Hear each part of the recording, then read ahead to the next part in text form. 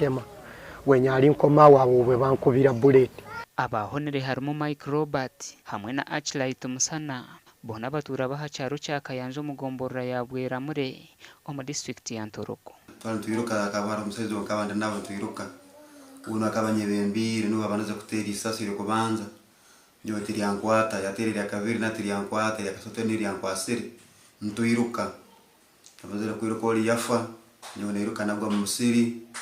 namaro bwire bwingendo haho kubanga nyagenda kulira wane ekintu nga kigira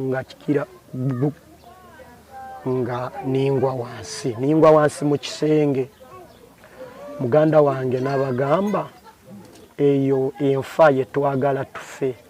naye mutatutemye ngati mutukubye bullet gwe mukuba afa naye temusobola kutusala nga mubadde musala ba Kongo nga mutusala ensala yokusala ebambi eyokutujjako bulago n'emipanga mbi at least mutukube bullet. Abajahambu cyaba bakatera amasasu musano mu mbajo bazihendagura kandi we Robert bakamurashe mirundi ebiri mu mukono gwe gwa mosho hamwe na hitama nyali nyingira nti mu kisenge nga sinaba kugwerayo ngati omulyango guli eno we yankuba yali anyimeride mu bwati nga ndi mu kuyingira mu kisenge we yankubira esasi aliwulira naye esasi linyawulira eryokubiri lyali lino kubanga nyagenda kuwulira wane ekintu nga kigira Etu government ekakora amanu gona baiza na mbere ndi hano numarama kakora amanu gona yaleta abamahe bayemera baiza banya na mbere nkabangwire betsazo no busasa ego ncyara n'abatsa nipani sasa la musigo sibazo nazo nipani sasa gukora ni sasa ukifuba ni sasa kene kuri kicyaro nacyo ni sasa ni saba government yo kutuyamba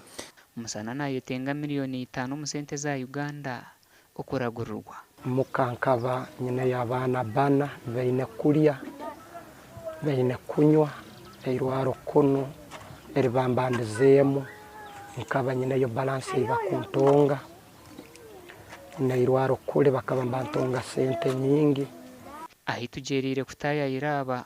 we Robert abire na kitungu bujanja bahirwa rya Masindi Medical Center and Laboratories umuri Ntoroko. Since we received this patient who came with the bullets,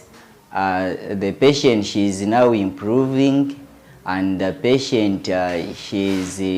is able to move, she is able to talk.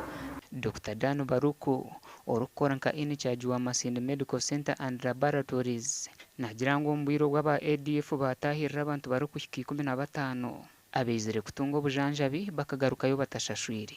naye kati nga organization nituyingiramu era nitugamba katubaleke kasita era babadde muki mulutanaye nga eddwaliro erya profit lyakora loss enshonga z'abantu aba RDC wa Ntoroko yazigambaho. Anybody who goes problem in such circumstances is compensated, but not on the spot.